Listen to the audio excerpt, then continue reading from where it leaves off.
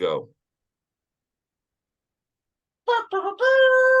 Happy New Year around the Diamond family. We are back. Bill and I are so excited. I can Bill, was it like what, 2 days ago we said to each other, like, man, I miss around the Diamond. hmm Getting hmm together on Saturdays and talking good baseball. Was it just like a couple of days ago we It talked was about that? actually yesterday when Was we it talked. yesterday? Yeah, it was crazy. It's time Everything, flies. everything's meshing together. But fans, we are back. We are excited. We are rested and rejuvenated and ready to go into 2023 baseball. We're here. We're ready. Let's just go. I Let's mean, just go. Bill, how was your new year? Let's start off with that. A little bit Hey, lighter. it was good. It was good. We just hung out at the house, kind of kept it easy. I'm old enough now where I watch the ball drop in New York and then decide here on the West Coast, hey, it's New Year's, I can go to bed now. So I was in bed by like 10 o'clock local time, but it was 1 o'clock on the East Coast. So hey, there was a New Year that happened. Well, unlike you, it was New Year's 5 hours earlier for me than it was in New York. I happen to be celebrating the New Year on the other side of the pond. I was in London this year. It was fantastic. I highly recommend if you haven't gone, you go. And yeah, let me tell you, watching some fireworks from a balcony that overlooks the Thames was incredible. But Yep. we're back to reality, which means we're back to baseball because we are only, I believe it's like 85 days from pitchers and catchers reporting. Is No, that no, no. right? 85 days from opening day. Pitchers and Oh catchers my report goodness. next month. So Pitchers and that means catchers we're report only like like 35 40 days. days. We're about Yeah. 45 days now from pitchers and catchers reporting. Yeah. Yeah. About that. Let me tell you, it's the day pitchers and catchers report, the day you start seeing those guys throwing that ball and that ball hitting that glove, ooh, you know it's around the corner. But there was a lot that happened while we were gone, and baseball did not disappoint. They have made a ton of moves since the last time we spoke. So, Bill, why don't you take us through like the first half of these, and then I'll wrap up the second half. Perfect. So Dansby Swanson, unbeknownst to Grand Slam Sam, is not going to be a Giant. Um, he's signed with the Cubs 7 years. He got paid. Eric Hosmer is getting paid by the Cubs as well, the league minimum, and then the rest of it is taken care of by the Padres. Good for him. Gene Segura did also not sign with the Giants, but he went to the Marlins. And Brandon Jury did not sign with the Giants either. He went to the Angels. Eva Longoria did not sign with the Giants. He went to the Diamondbacks. So all these players didn't sign with the Giants. I'm teasing because every time I talk to Sam, he's always like, "This guy's going to sign with the Giants. That guy's going to sign with the All Giants." right, all right, all right. It's You know, no, I I'm think teasing. of everyone on this list, the only one I really wanted to have signed with the Giants was the guy at the top. All the other ones, Uh-huh. eh, eh. Yeah. It was a little surprising that I think Evan, I joke around about Eva Longoria because, but I'm a little surprised that Evan Longoria took so long to sign. And I'm surprised that he's going to the D-backs. I mean, good for him to get $4 million. He could resurrect his career by having a good season. And there's not a lot of pressure in D-back land. There's a lot of young kids out there. So I think him coming in and playing that veterans role will be good. 100%. I think the Diamondbacks were a great organization for him to go to. I think it was, you know, he's on the tail. While I think there might be a little resurrection in his career, I don't see his career extending maybe longer than 3 more years. I think, including this year, 3 more years total is about where Evan's gonna sit, if that. Yeah. Um, you know, I think I'm not surprised by honestly, any of these deals. I think they're all very good deals. I am truly, truly happy that Eric Hosmer got signed and that the Padres have to pay for him. to play on another team. It reminds me of when Boston had to pay Pablo Sandoval to play for the Giants again. It was a nice feeling to see that. But this one's a little bit sweeter because it's the Padres. So I love it. I love it. But looking at the this bottom half, Joey Gallo signed a 1-year deal with the Twins on 11 million. Didn't sign with the Dodgers. Went for a 1-year deal with the Reds, 1.75 million, or 7.5 million. Again, didn't sign with the Dodgers. Michael Conforto. I trademarked that, by the way. Oh, got to come up with something new. Oh, I'm sorry. I apparently now have to start paying Bill every time I say did not sign with the Dodgers. So, Bill, you can take that out of my salary. There you go. I'll write it off. Don't you worry. Michael Conforto and Tyler Rogers both signed with the Giants. I thought these were great moves for the Giants to make. Michael Conforto, while it is a 2-year deal, he does have a 1-year opt-out, but what's interesting about his 1-year opt-out is that due to his injuries over the last couple of years, Michael Conforto does have to hit a 350 plate appearance minimum to qualify for his opt-out.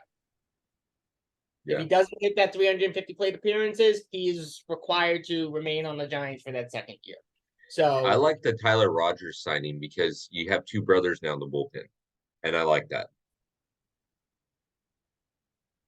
I like that. And what's interesting about that is it's like the first time in like decades since you've had twin brothers.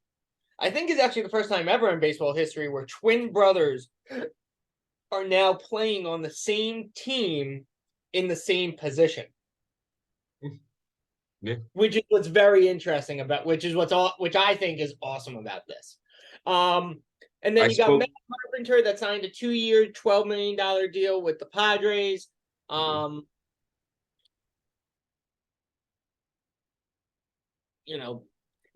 it's not like the Padres need any more hitters, but okay.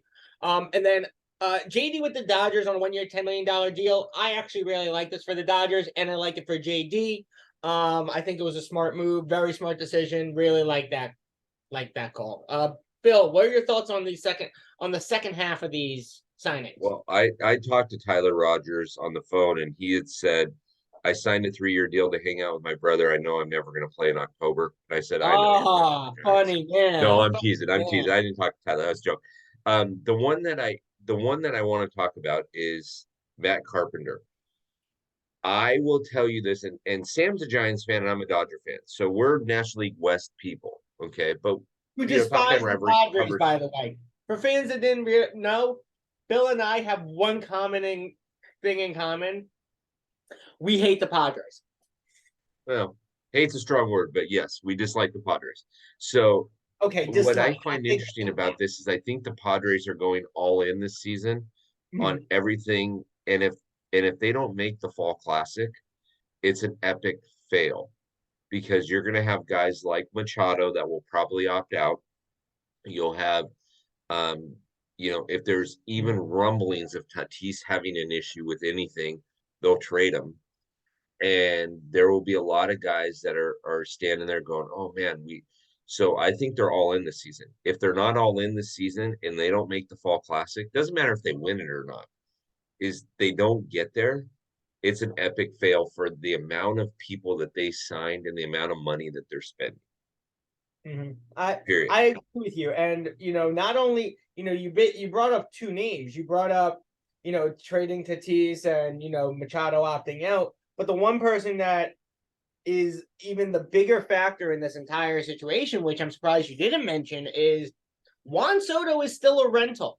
Oh, that's right. Yeah. And if they don't either come to some type of agreement to extend him before the season now, which financially they don't have the money to do, and as you mentioned, if they don't make the Fall Classic, say, you loaded up and you couldn't make it. How can I trust that I'm going to win with this team after you've already spent $1 billion? Yeah. And now your best players are walking out the door, or you're trying to trade them away. So how does this make me even more comfortable to come here? Because now I'm going to become the face of a, now myself and Xander are going to have to become the faces of a franchise and carry this team. So it puts a lot of pressure on the Padres. So I think you're right. Well, they are going all in, and they're going to have to go all in to save face almost at this point. It's in a You similar brought situation almost to the Mets. you brought up a good point with Juan Soto, but let's not forget. So Musgrove just signed a longer term deal, which is good for him. He got paid. But let's not forget Blake Snell. Blake Snell still needs to be re-signed. You're gonna run out if you give a big contract to Soto and he accepts it, then if I'm Blake Snell, I'm looking around going, am I gonna get peanuts? Like these guys are gonna run out of money at some point, and you gotta rack and stack the stadium. And I'll tell you right now, if the Padres jump out to in their first 30 games, if they jump out to a 22-8 start, hallelujah. If they jump out to a 15-15 start, oh my gosh, heads are gonna Yep. roll.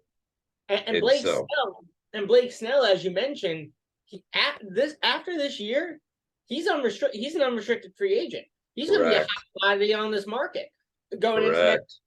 In what's going to be a relatively high pitcher market. Right.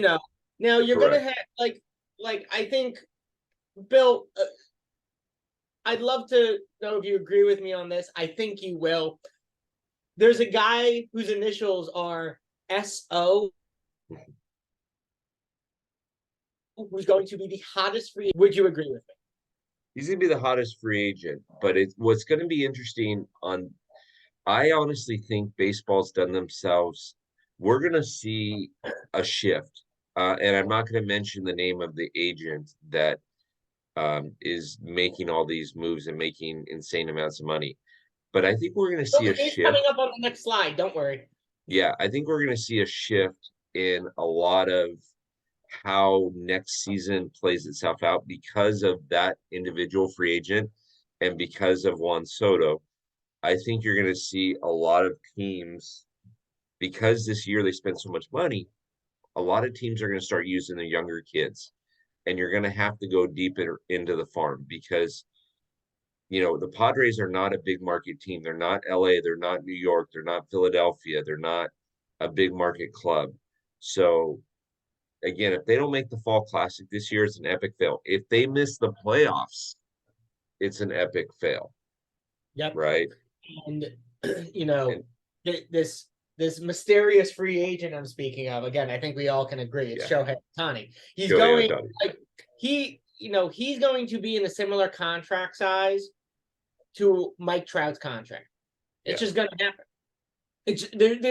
I don't think there's any question on the planet. Shohei Ohtani is getting a Mike Trout contract.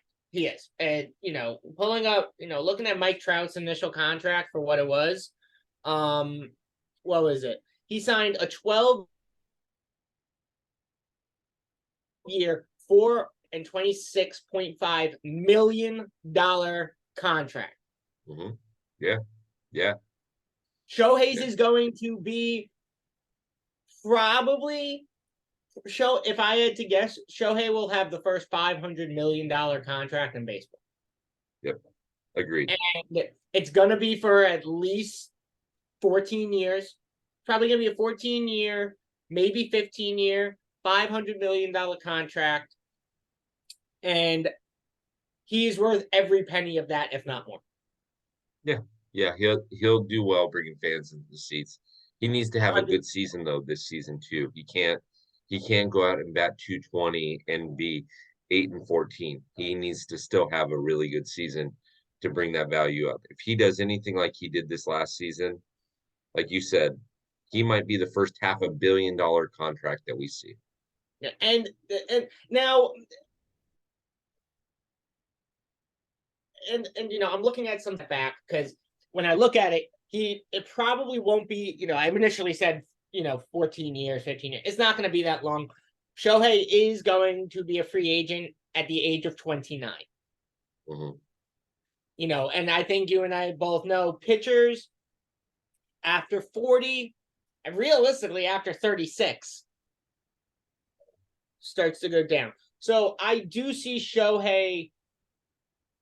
I see Shohei's contract actually probably being equal or maybe just higher than Trout's, but for the same time length, if not maybe 1 year added than Trout's contract. So I see maybe a 13-year, $450 million or 445 for 13 years.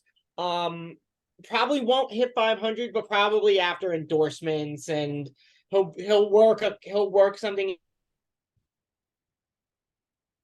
into his contract to make money on sales and products and stuff like that. But it's going to be a hot market for him. It just is.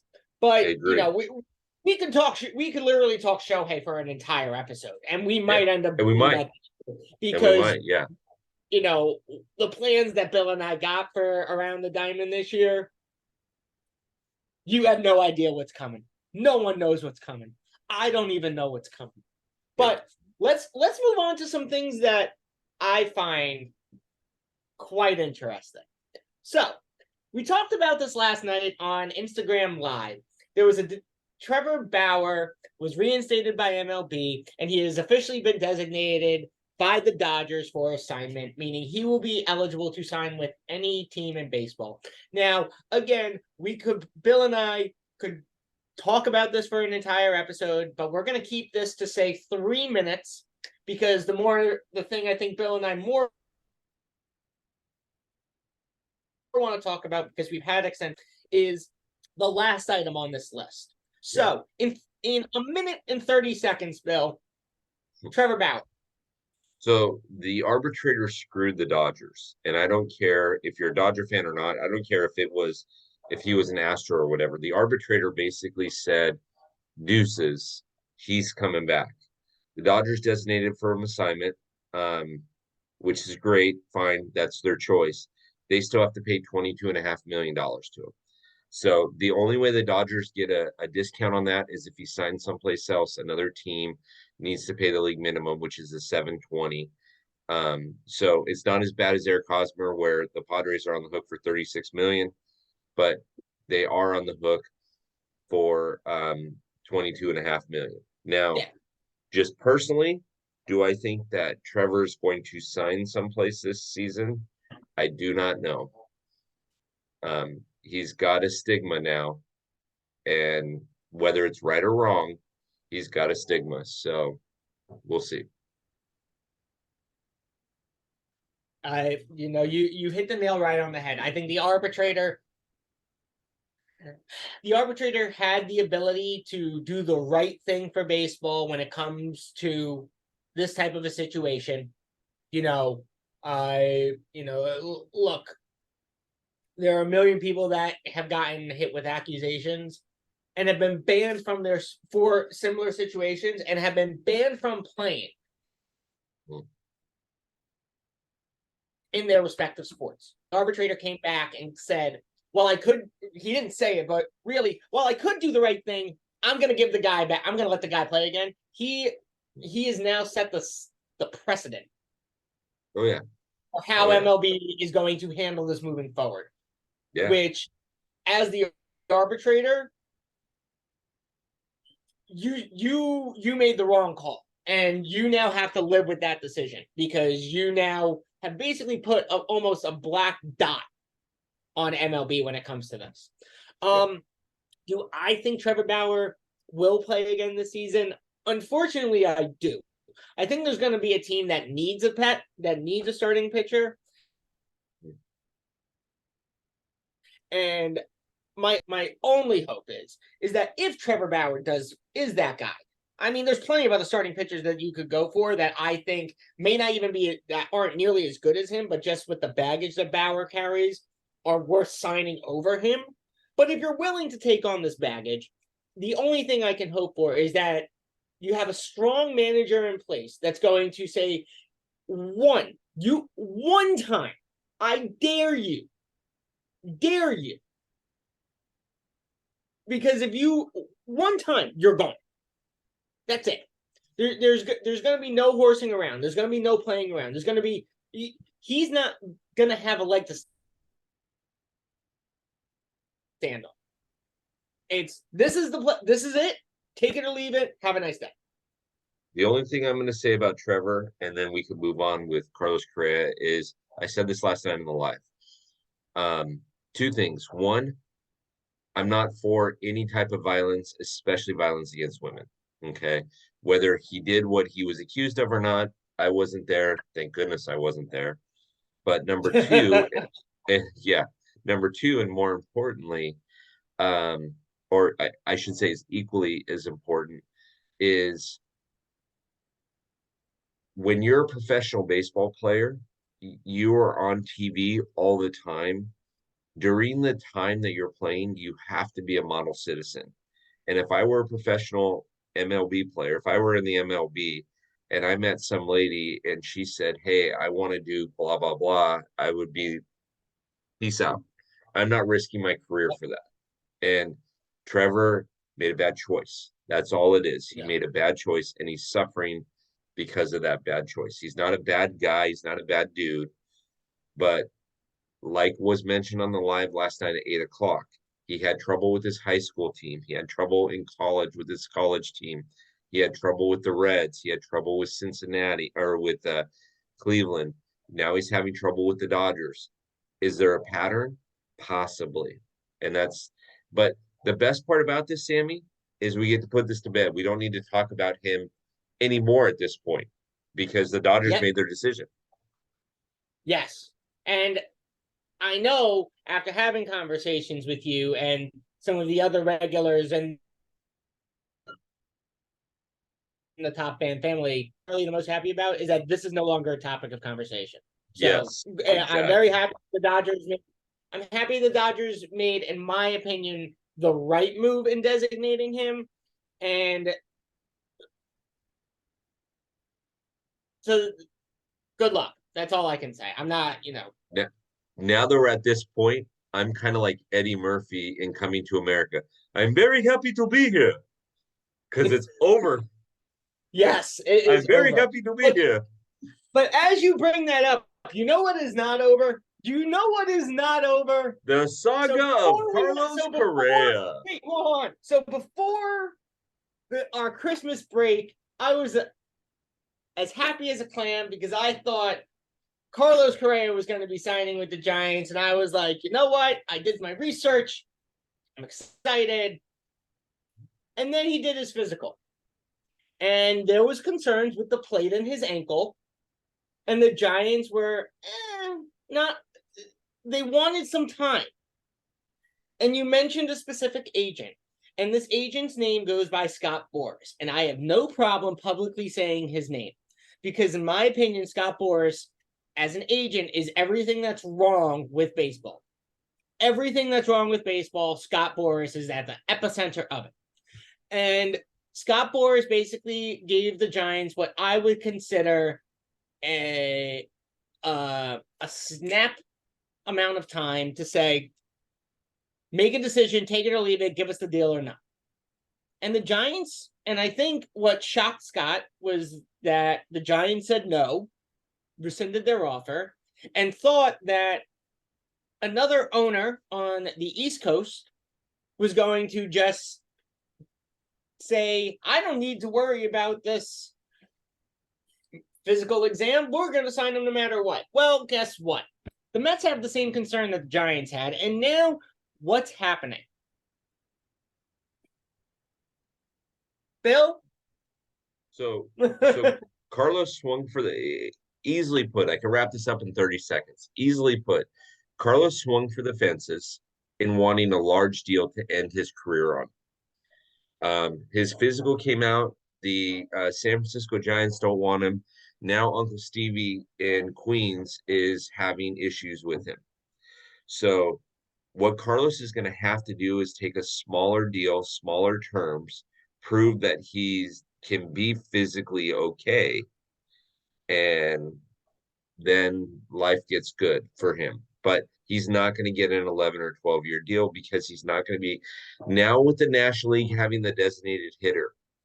You don't bring in a shortstop / third baseman to be your designated hitter in 5 years. And the Mets are a perfect example of this. Guess who they're going to have as their designated hitter in 5 years when he can't field Pete anymore? Alonso. Exactly. Do you want Pete Alonso there or do you want Carlos Correa there? Pete Alonso's the answer I every want day Pete and twice Alonso on as Sunday. my DH all day. I want Pete. Yeah, I want Pete Alonso as my DH, 365 days a year and 66 on the league. Yeah, no question. exactly. No question. So And Carlos swung for the fences. He gambled and he lost. And so it wouldn't surprise now, me if he goes back to Minnesota. It wouldn't surprise me if he goes someplace, but it's going to be a small term deal. well, so Bill, I'm curious to know your thoughts on this. Do you think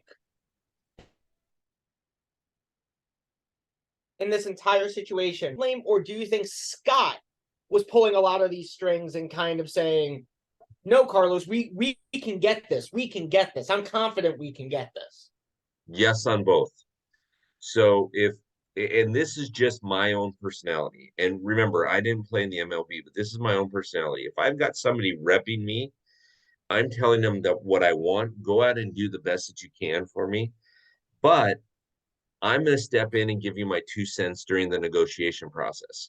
Carlos needs to step up and he needs to straight out say, hey, listen, I'm not happy with where this is going. If he wants to be a Met, come out and say, hey, I want to be a Met. I'll take a 3-year, $100 million contract. Let me prove that I'm physically capable of doing it and have a great 3 years. The problem is that, as you mentioned, Scott Boras and Carlos Correa, though I don't know either of these two gentlemen, egos are coming into play here. And so you gotta, I mean, Carlos has made plenty of money. And like I told you on the phone the other day, baseball is also about loyalty. What does it say to you that the Astros dump him because they have Jeremy Pena coming up? Then he goes and signs a 3-year deal with a 1-year opt out, and then he opts out after the first year to chase money. Does that tell you? Does that scream that he's a guy that's a team loyalty guy? No, it screams the exact opposite. Right. So, and yeah, there have been conversations about, I saw something yesterday that the Twins as well as the Giants have reached back out to Carlos's camp saying, let us know what happens. yeah, Keep us in the loop. We'd love to see how this plays out. Because guess what? We're here.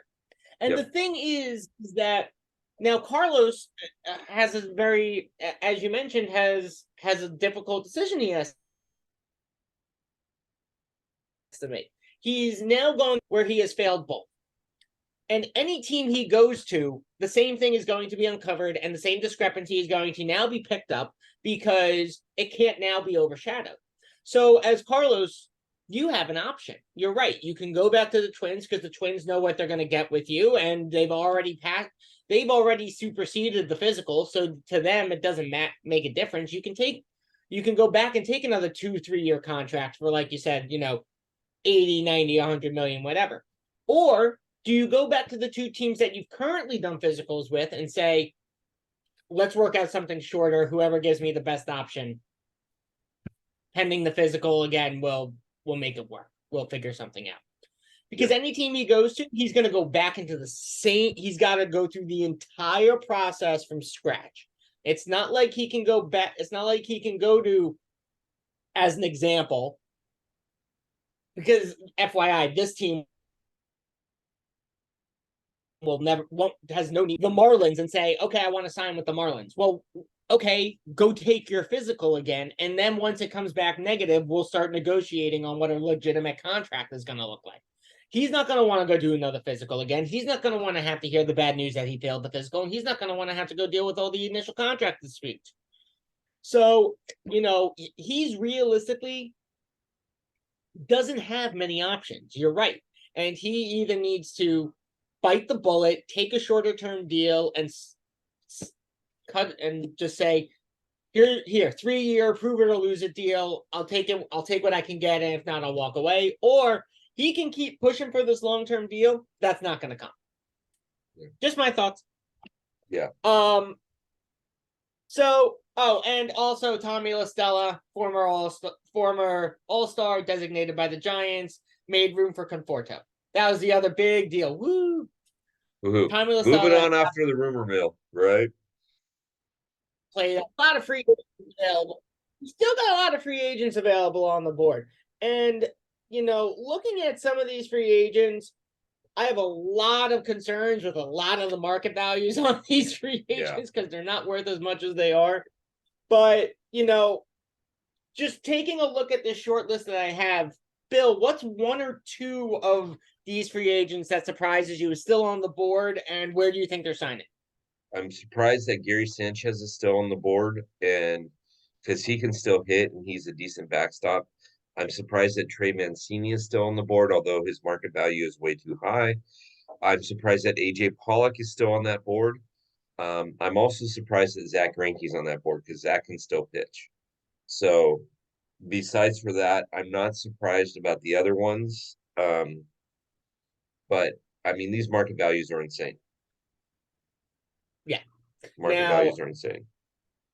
for me, I think the most surprising ones, I agree with Sanchez. Trey Mancini, I'm kind of up and down with. But I think, in all honesty, Adam Duvall might shock me the most. Mm-hmm. Well, And not object value, but Adam Duvall is still young, and boy can bat. That boy's got a bat. So his fielding has always been average. He's never been a stellar right fielder. He's not the all-star right fielder. He's not a regular, okay, this is a guaranteed all-star player. But right. you put a bat in Duvall's hand, boy can hit the ball anywhere on the field. Those are just my thoughts. Yeah. No. There's a lot of good free agents still out there. I'm still surprised that Josh Harrison, he didn't make this list, but Josh Harrison is on there. Decent second baseman. I'm surprised that somebody hasn't picked up Hanser Roberto. Great clubhouse guy, great guy that can play any position in the infield, and he's a great pitcher. I mean, he was one of the Dodgers' best relief pitchers this year. I'm joking about that, but I mean, there's a lot of guys out there that I'm surprised about, again, because we went after these huge contracts. Now, if Brandon Belt gets $16.1 million this year from somebody, I'm going to call that man or that owner up and tell him I got beachfront property in Montana to sell them. and so. And you're right. There are still a ton of free agents. I mean, look, Mike Moustakas is still out there. Maybe not playing third base as well as he played, but you still got who else is out there? I'm looking at the list right now. You still got McCutchen who can still put bat to ball. Tommy Pham is still available. David Peralta is still available. I mean, this list is still relatively big. And, like we've said, we're 45 days away from pitchers and catchers and 90 days from opening day. So this list is going to go up and down. But I also agree with something you said earlier today, is that we're going to start seeing more and more teams going younger rather than shelling out a pocket for some players. So I think while there's still a long list of people, what I think you're going to start seeing is some non-roster invitees to spring training. You're going to start seeing some MILB contracts being provided to these guys and giving them the opportunity just to play and be brought up as needed.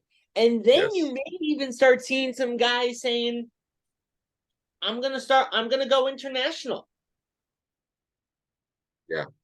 And that may be I'll the go case. to the Japan League. I'll go to the Dominican. And just to keep playing, just so they can stay fresh. It's not only, look, you can only do so much with going to your local field and hitting grounders and catching pop flies and stuff like that. You need real game access. So I think while I think you were right, is that we're going to start seeing a drastic shift in who's playing and who's not. So while this list is interesting, this list is going to stay as probably as stacked as it is for the next couple of weeks. So, Yep. But Bill, like we always say, we could talk baseball for hours. We could talk baseball for years, but we're only limited to about 30, 35 minutes a week to be able to get together and talk about baseball. But for right now, let's talk about the World Baseball Classic. It's around the corner. Mm-hmm. We have talked about this, but I'd love for the fan base to know what your thoughts are on the World Baseball Classic. Don't like it. I don't like it. And because it came about when the Olympic Committee decided, hey, we're not going to have baseball in the Olympics anymore. Now that the Olympics have baseball back in it, the reason why I don't like it, trust me, it's a lot of fun to watch these people play and things like that and to find out where people are from. But I got to be honest with you, and I'll use Mike Trout as an example. We talked about this offline. If Mike Trout goes into the World Baseball Classic and he hurts his back and he's out April, May, and June from the Angels, was it worth it? And so, I mean, you got guys playing like Clayton Kershaw who are at the tail end of his career. He's already historically got back issues. So if he pitches and hurts himself and the Dodgers don't get him until late April, May, misses, 5, 6 starts, I don't like it. I would love it if they would have all the AAA guys and all the guys that have never played in the show that don't have show contracts in. I love it. But to me, we now have this back in the Olympics. This doesn't need to be the case. So, I mean, it's fun. It's entertaining. Yeah. No, my feeling is like, I agree with you. I think, the great thing I loved about the Olympics is that it was meant for amateurs. It was never really supposed to be for professionals. And then it started to become for professionals. You started seeing, all of a sudden the Olympics lost what it was. So, I love the World Baseball Classic. I really do. I actually would prefer this over being in the Olympics. I'd rather see something like this every year than the Olympics every 4 years. But I agree with you that I think the World Baseball Classic, that if these other countries want to put their best players out there, it should be. But I think it should almost go to like what the NHL has done and has said, if you really want to play for your team, that's fine, but it could impact your professional status for the year. Because you're risking hurting yourself and risking causing clubs millions of dollars for you to play in something that's not a requirement. Whereas these minor league guys, it gives them the opportunity to showcase their talent on a grander stage. So I think if major players want to play in the Olympics, great, but I think this should stay to more the minor league guys. So that's just my feeling, but we'll get more into the World Baseball Classic throughout the next couple of weeks because it's about 3 weeks away. It's about a month and a half away. So, but we have to wrap this up, unfortunately. Bill, can you quickly take us through this week's great lineup of podcasts that you've got? Because this is a stellar lineup. Yeah, we're gonna have some fun this week. So we'll drop a Bills Corner on Monday. Eric is a new top fan, rivalry follower. He's a Mariners fan. He'll be joining. That will drop on Tuesday. Angie, who you've heard from before, she came on with her son before. She's a Dodger fan. Dodger Danny. Those of you that are familiar in the Dodger world with Dodger Danny, he's got like 90,000 followers on Instagram. He was on the live last night. He'll be on. And then we're going to have either 4 or 5 guys, depending, talking about the best players by jersey number. So we started, and that will drop on Friday. We started with 1 through 6. Our ambition was to get through 1 through 20 the first time, but we only got through 1 through 6.